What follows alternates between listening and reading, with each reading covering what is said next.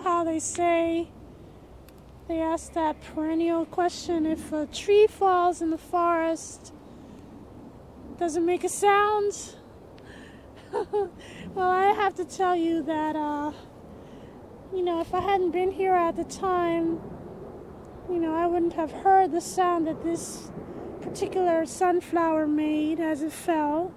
It just did, it just fell. And it was kind of cute, but anyway, look at this. This is a regular English potato that I missed. And there's some beets here that I probably should dig up. There's a few things I have to do. Anyway, the biggest thing that I forgot to do was, whoopsie, I have some garlic I need to plant. And look at these things. This is actually one giant clove. It grew, but it didn't split, so I'm just going to replant it. And this is going to be hopefully a giant thing in the spring. There's a bunch of them, but look at my little pile. Practical gardener. I'm so jealous. How do you collect so many? You planted garlic to grow, to eat, and to plant, and you still came up with 580 cloves. That's incredible. First of all, I don't have that much space to grow garlic. I wish I did. And second, you know, did you accumulate those numbers over time, or did you buy all that at once? I'm just curious. Just want to know. Anyway, I don't think it's gonna rain. I don't think it's gonna get any warmer.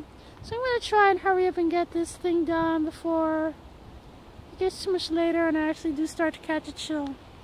So here I go. That's how I do my garlic. I get a nice planting stick, because most of the time I've forgotten my dibber. Actually, last year I gave my dibber away, which is kind of stupid, but whatever. Anyway, I make holes, and I sink a claw into each one.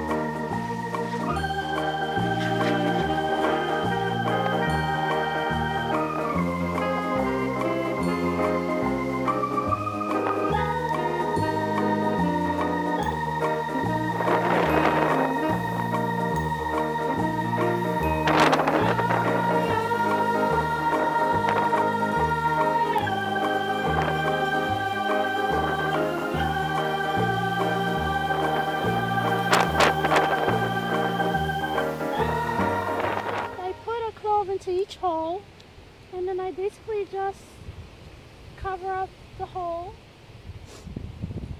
make sure that I need to put one here.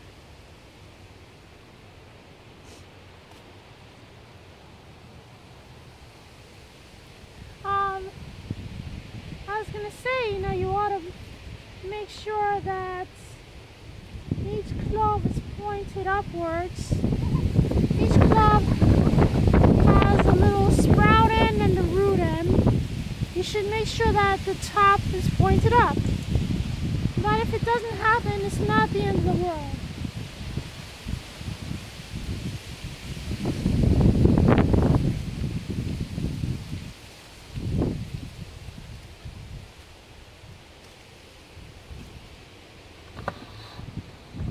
so that's this bed, and I'm gonna work on the next one now over there so that I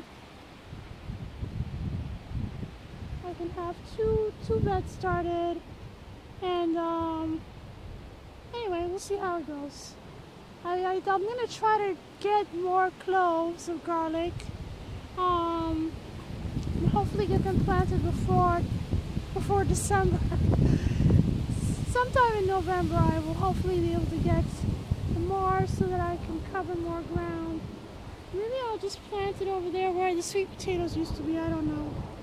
We'll see. We shall see.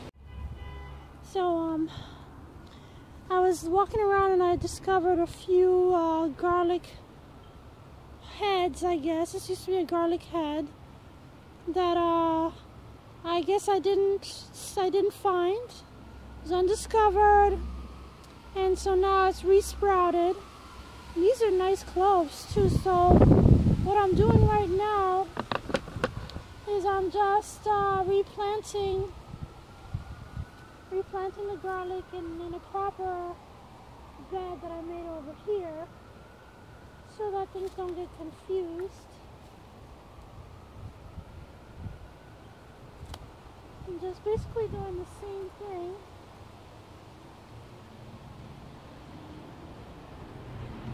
Just making sure that it doesn't really matter if the roots get a little bit bent, because they'll continue to grow just fine. And the soil is nice and loose, so they should be able to grow without any problem. There's all of these little stray beet plants that I missed.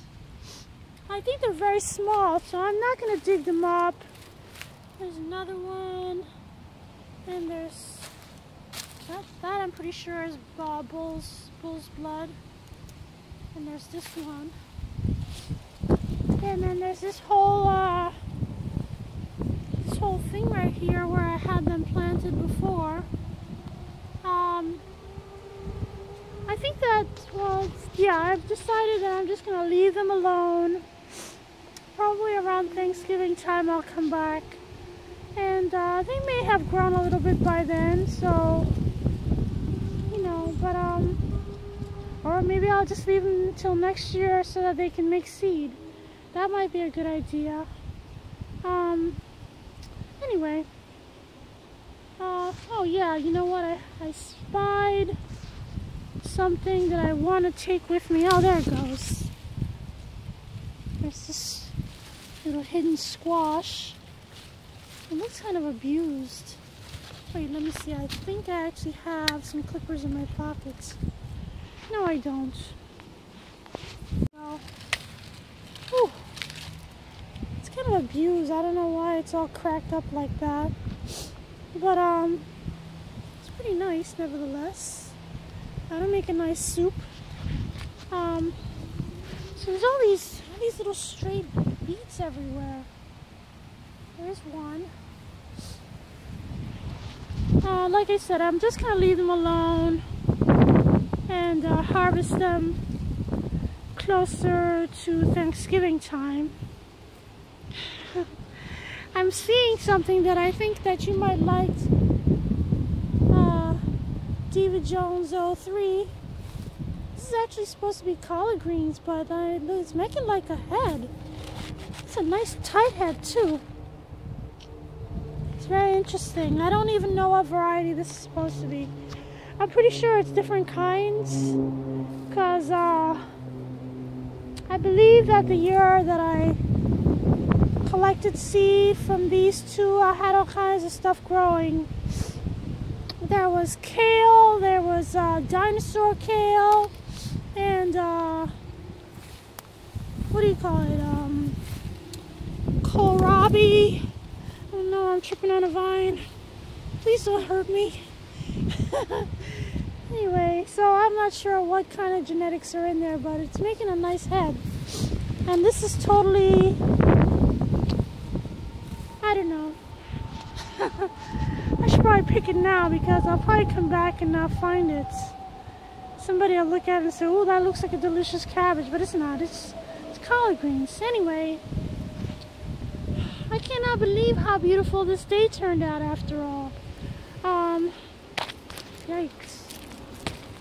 My God, I'm getting tangled everywhere I turn.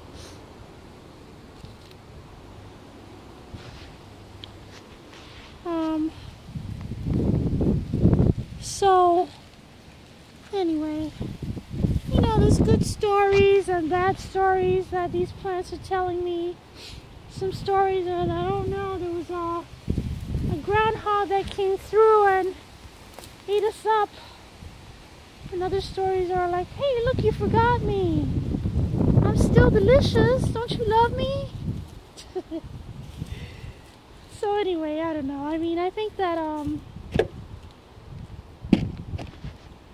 have to come back for sure another day. Maybe next week. You know, like I said, I hadn't been back here in like a month probably. But there's still things to be had. There's still a good amount of kale over there. Even though the groundhogs are eating up the tops. Oh, I'm getting tangled. You know, that collard green there looks delicious, doesn't it? It looks really good. I think that they get to a point where they just won't eat them. Because this is a very big and I suppose tough-leaved collard greens, whereas these are the little things here, you know, and they're eating the middle. So obviously they really go for those tender center stems and shoots and the leaves. So anyway, so I think I'm gonna, oh, rats. I'm sorry. I'm so disjointed right now. So little broccoli plants. Broccoli head. It's just a tiny little thing. But this might make a nice little stir fry for tonight's dinner. There's some more. This is almost a proper head. I'm just gonna collect these and see what tonight's inspiration will be. Trying to see. Alright, I don't know if I have anything else to show you. Actually, I do. I'm thinking about the Tronchuda kale, collard greens. Tronchuda is like a type of cabbage. It's more like a kale, actually. But I was looking at this thing here. You know, look at how white the stems are. I think that's what this was. But of course, it's been eaten by groundhogs. You know, and there's some more. I think that's January King.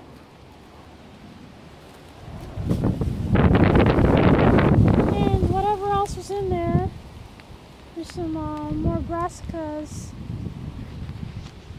I kind of thought that I would be able to get away with not having any interest from the groundhogs just by putting them sort of in the midst of weedy plants, but not so fast, says the groundhog. Alright. Anyway, I really don't have anything else to show you, and I'm very tired. That's not true. I actually got a second wind, but I should use that second wind to walk home because I don't know how I'm still standing. You know, digging up those sweet potatoes was quite a feat, actually, because I haven't done this kind of work in a long time, and my back hurts, my feet hurts. I'm not feeling it as bad as I probably should be, but because I still have some adrenaline going. But anyway, I need to get out of here. So, thanks for watching, everyone.